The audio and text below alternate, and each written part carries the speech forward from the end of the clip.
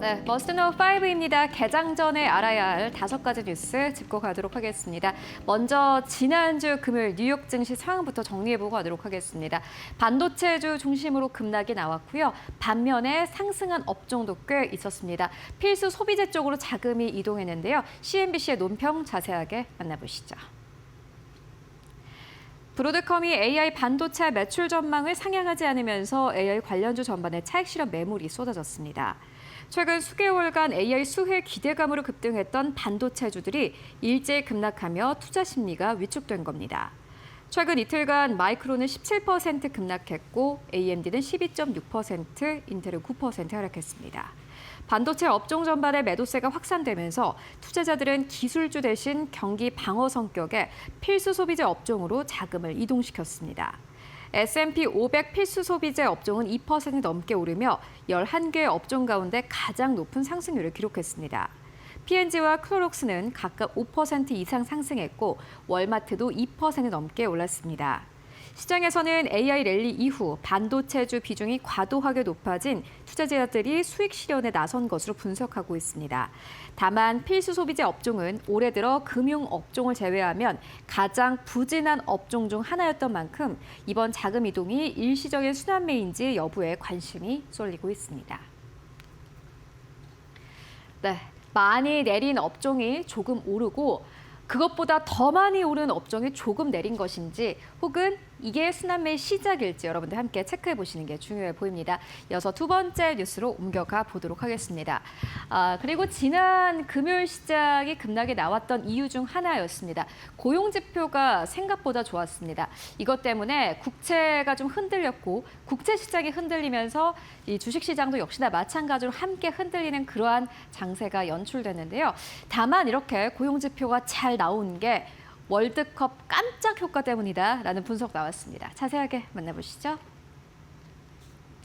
미국의 5월 비농업 부문 고용이 17만 2천 명 증가하며 시장 예상치인 8만 명을 크게 웃돌았습니다.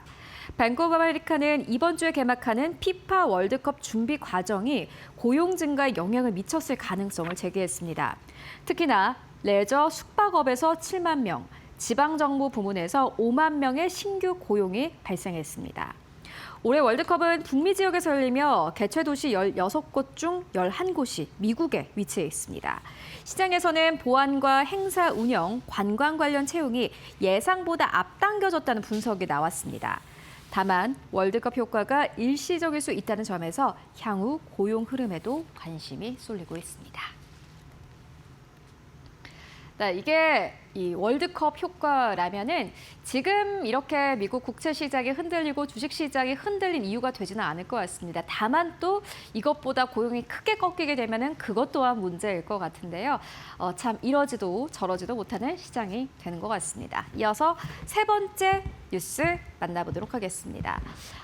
지난주에 알파벳이 증자를 추진한다라고 밝히면서 주가가 하락세를 보였습니다.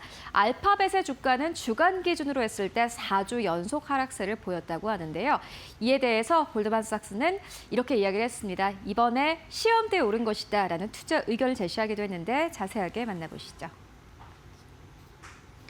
알파벳의 주가가 최근 4주 연속 하락하며 1년여 만에 가장 긴 주간 하락세를 기록했습니다.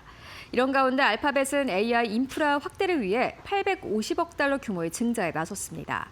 회사는 조달 자금을 데이터 센터 구축과 AI 모델 개발에 투입할 계획입니다. 알파벳은 올해 설비 투자 전망치도 최대 1,900억 달러까지 상향한 상태입니다. 시장에서는 스페이스X와 오픈 AI 등 대형 AI 기업 상장에 앞서 선제적으로 자금을 확보하려는 전략으로 해석하고 있습니다. 골드만삭스의 데이비드 솔로몬 CEO는 이번 증자가 AI 시대의 투자 수요를 가늠할 중요한 시험대가 될 것이라고 평가했습니다. 네, 이렇게 증자를 한다라는 것만으로는 사실 주식시장엔 좀 부담이 될 수 있습니다. 다만 알파벳의 입장에서 봤을 때 치열해지는 AI 시장에서 선제적으로 돈을 먼저 확보한다라는 것은 굉장히 긍정적으로 해석을 해볼 수도 있을 것 같은데요. 어떠한 결과로 이어질지 함께 체크해 보시는 게 중요해 보입니다. 이어서 네 번째 뉴스 함께 만나보도록 하겠습니다. 네, 스페이스X의 IPO가 얼마 남겨두지 않고 있는 상황 속에서 한 가지 뉴스가 나왔습니다. 구글과 AI 컴퓨팅 공급 계약을 체결했다라는 소식이 나왔는데요. 스페이스X의 AI 관련 매출이 이전보다 확대되는 것을 IPO 이전부터 확인을 시켜주고 있습니다. 아마 투자 심리를 끌어올리기에는 긍정적인 뉴스가 될 것 같은데요. 자세하게 만나보시죠. 스페이스X가 기업 공개를 앞두고 구글과 대규모 AI 컴퓨팅 공급 계약을 체결했습니다. 계약에 따라 구글은 2029년까지 매월 9억 2천만 달러를 지급하고 스페이스X의 AI 인프라를 이용하게 됩니다. 스페이스X는 약 11만 개의 엔비디아 GPU를 비롯한 컴퓨팅 자원을 제공할 예정입니다. 이는 지난달 엔트로픽에 이어 확보한 또 다른 대형 고객입니다. 회사는 구글과 엔트로피 계약을 합친 연간 계약 규모가 260억 달러에 달한다고 밝혔습니다. 시장에서는 AI 사업 확대가 스페이스X IPO 흥행 기대를 높이고 있다라는 평가가 나오고 있습니다. 네, 스페이스X가 이렇게 AI 관련 매출이 확대되고 있는 상황입니다. 시장에는 어떠한 영향을 미칠지, 그리고 스페이스X IPO에는 어떠한 흐름에 또 영향을 미칠지 함께 체크해 보시는 게 중요해 보입니다. 이어서 5번째 뉴스로 옮겨가 보도록 하겠습니다. 지난주 금요일 한국 증시는 사실 처참했습니다. 코스피가 4% 넘게 내렸고요.